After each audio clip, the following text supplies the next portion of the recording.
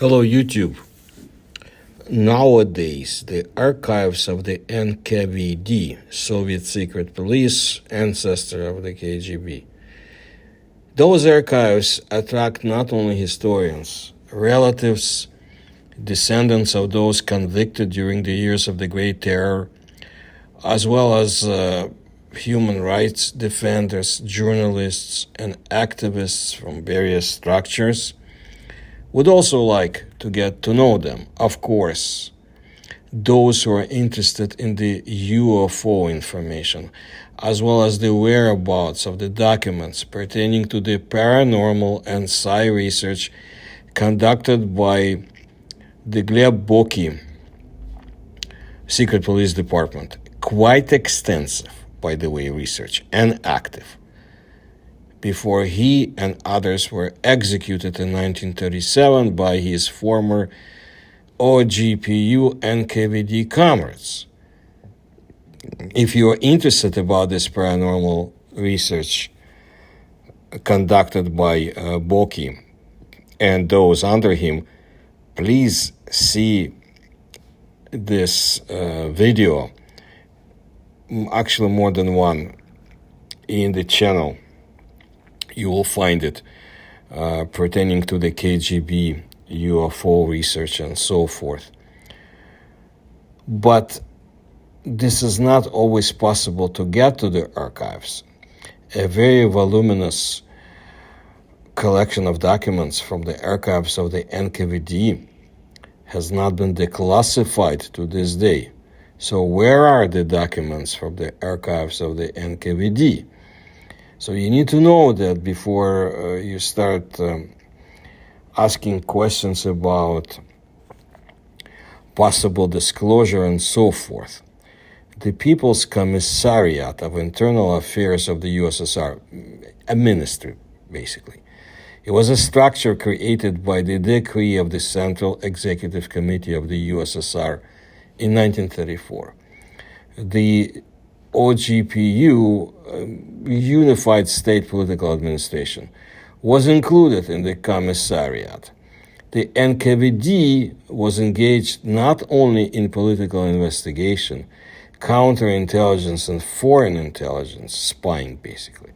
It was also responsible for the penal enforcement system, concentration camps, prisons, border and internal troops, and even utilities, construction, and some other industries.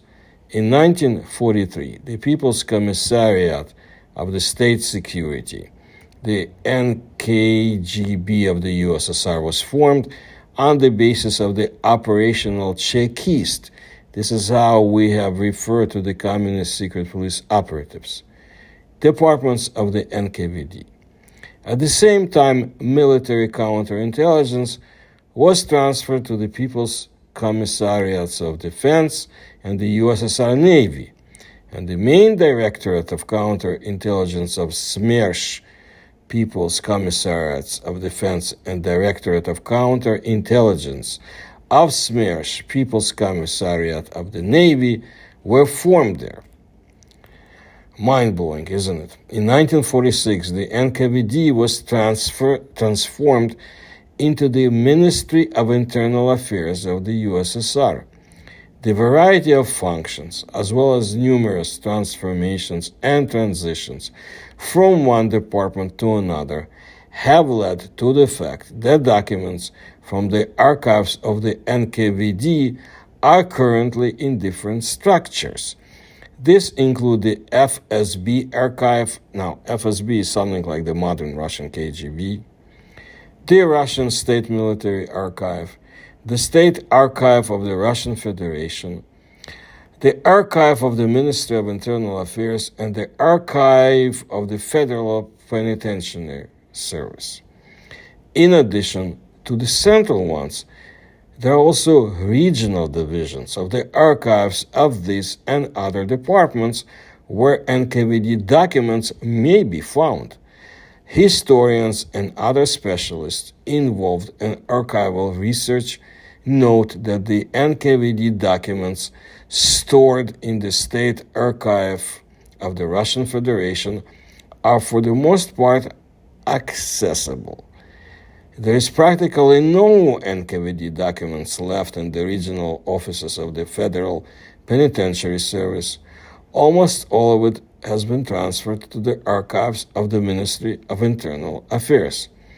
Most of the NKVD documents are kept in the military archive and in the archive of the Ministry of Internal Affairs. The largest number of unclassified documents, according to those who are searching for such materials, is in the archive of the Ministry of Internal Affairs.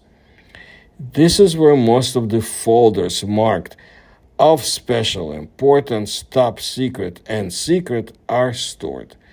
A certain degree of secrecy is assigned to a document if it contains a state secret.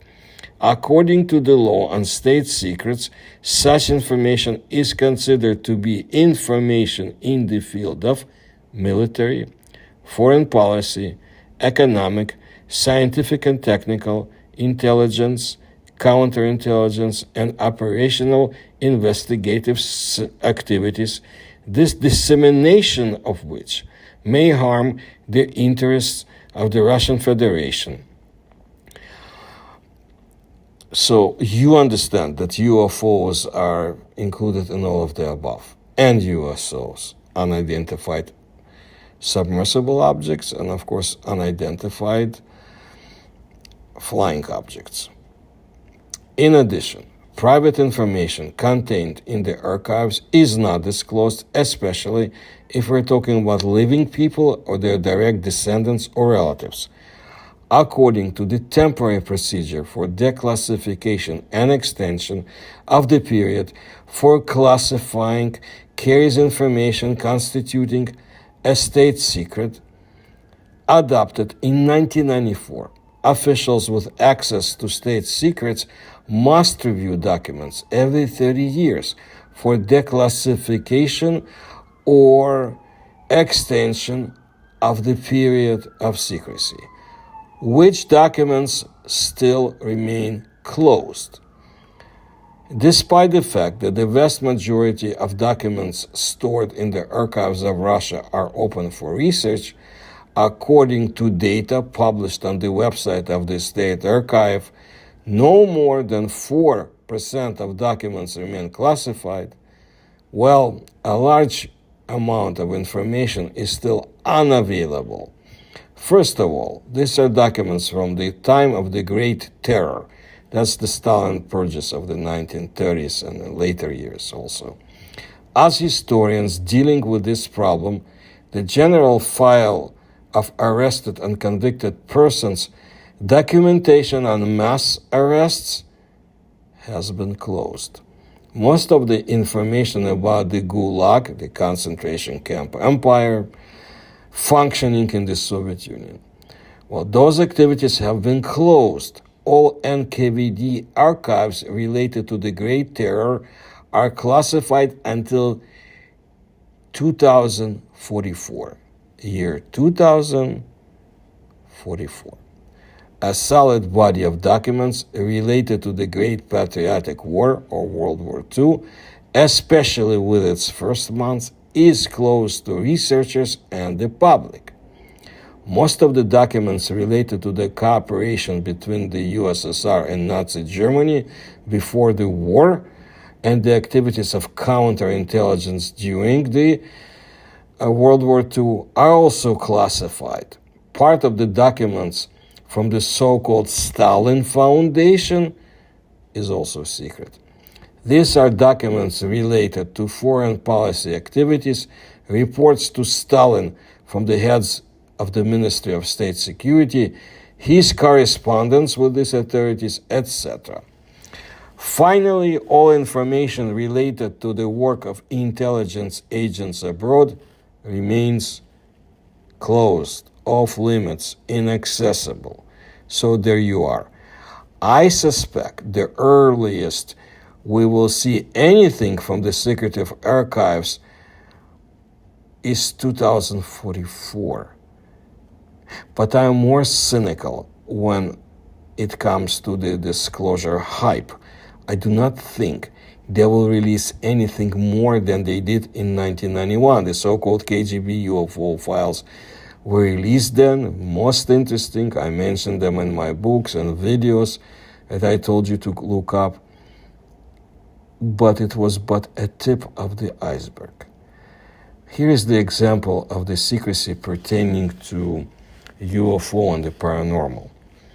In modern Russia, in the early 2000s, Russian researchers made a request to the archive of the FSB, former ЧК, GPU, NKVD, KGB, but they replied that all the materials of interest to the researchers, including the diaries of the 1922 expedition to the Kola Peninsula conducted by the operatives of the secret police paranormal research, still constitute a state secret and are not subject to declassification in the foreseeable future.